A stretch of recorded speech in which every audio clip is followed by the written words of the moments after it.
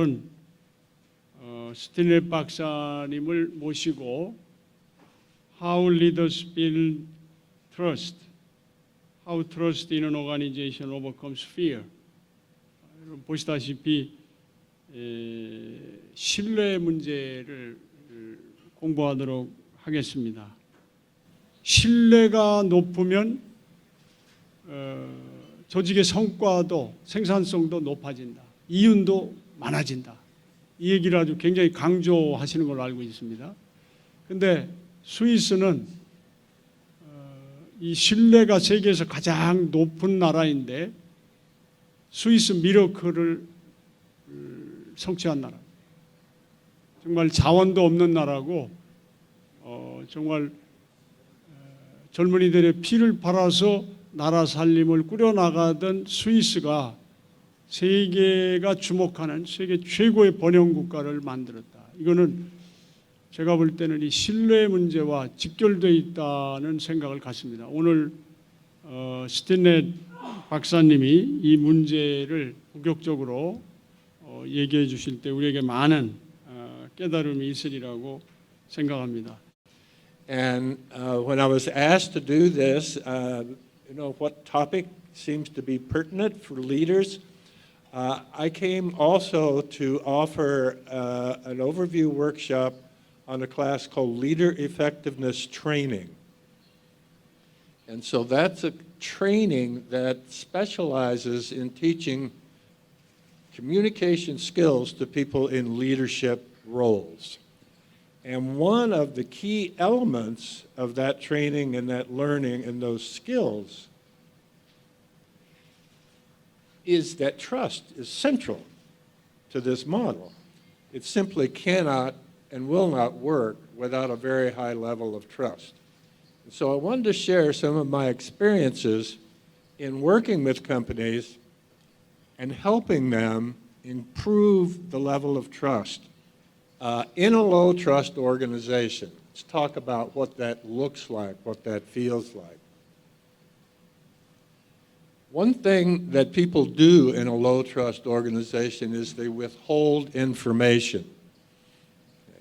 The people who know most about what is happening in any business, whether that's a government organization or whether that's a factory, whether it's a bank, if people are afraid, they close themselves up and they become reluctant to share information. But if I don't trust you, it's much more difficult to muster up those sorts of feelings. And as a result, people give less of what we call discretionary effort. People have more stress. And I don't know what it's like here, but I know back in the US, healthcare costs are extremely high. When people are stressed, they also make more errors. They make mistakes. And sometimes when they make mistakes, if they're afraid, what do they try to do? Try to cover it up. Or they assign blame. Or they pretend it didn't happen. So those kinds of conversations tend to be very common in the low trust organizations. People are afraid to collaborate. They're afraid to cooperate. Because the last thing you want to do is have someone else get credit for your work. So, I'm a lot less likely to call on you for help. I'm a lot less likely to respond if you ask me for help. It's more, not only are people less likely to trust their managers and their leaders, but they're less likely to trust one another. And we're not creative. We're not creative in this kind of organization. Very difficult to convince people to come up with new ideas if they're afraid, and people pretend to be busy, right? Pretend to be busy. There was one story I was going to share with you. this last one is another sort of form of games. This last one is called malicious obedience. Malicious obedience. Does that ring a bell to you? See, what I'm going to do is I'm going to do exactly what you told me to do, knowing full well that it's going to mess things up, that the companies that spent more, invested more, and paid more attention to the needs of the people who work there had better performance. This is not a secret, and this is not a new idea. So the companies with the more engaged employees have increased operating incomes, and engaged employees require less supervision. Discretionary effort increases. Managers become more aware of potential problems. People are more creative, and there's less unnecessary conflict. So why is it that people don't trust their leaders? And this first bullet up there says managers lie. Well, I guess everyone does sometimes, right? But sometimes people just don't tell the truth. You know, I'll find a manager that I find is a wonderful person.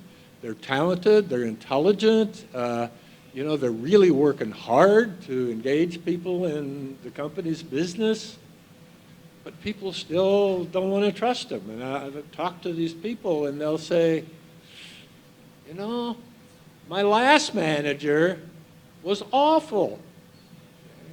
You know, and I tried to be a good team player and tried to come up with new ideas. I got hurt. I got hurt. Now, I'm not taking a chance again. And it just is a low-trust environment. We have a stereotype view of management for no other reason than they are a manager. So why is it hard? You know, we have a lot of obstacles to overcome. And one is, you know, trusting someone means to take a certain amount of risk, doesn't it? You know, if I trust you to do something, there's always something at stake. So there's some risk involved. Too much vigilance, too much vigilance. There's a story, the cure is worse than the disease. You know, sometimes the things we do to try to get people to comply can actually make things worse. So the story I just told, I think, illustrates that. And playing it safe can actually reduce trust. You know, if I have to be copied on every single thing that you do, just because I don't want us to make a mistake, at some point, that's a formula for mediocrity. Tell the truth and listen. One of the most difficult challenges I found in this kind of work is teaching people how to listen. And you hear people sometimes say, just listen, as though somehow listening is not doing something. But what I found is that listening takes an enormous amount of energy. I mean, how many times have you really tried to sit and just listen to someone for some significant period of time? It takes a lot of concentration. It takes a lot of energy. And listening is a skill that can be taught. It can be learned. Give direct, specific feedback. Don't skimp. You know, don't avoid. Good news, bad news, both. Don't skimp on development. If there's an opportunity for someone to learn something new, make sure they have it. In most of the factories where we did the team process, one of the key elements of that was new learning. Part of the communication skills program that I teaches a no-lose or a win-win conflict resolution model. And one of the conversations that always occurs when I'm teaching that is people say that's unrealistic. You can't always resolve a conflict win-win. Probably true in a way, not 100% of the time. But what I've found is if the leader of the organization, the leadership in the organization, is truly committed to trying to find win-win solutions to problems, even in those instances where that's not possible, people still feel better. They'll think, you know what? We gave it a really good try. Maybe now is the time for some compromise or something else. Or maybe I just need to do on the phone. But if I know that every time there's a conflict, what you'll do is make a genuine effort to find a solution that not only meets your needs, but meets mine as well. I will feel a whole lot better about working with you.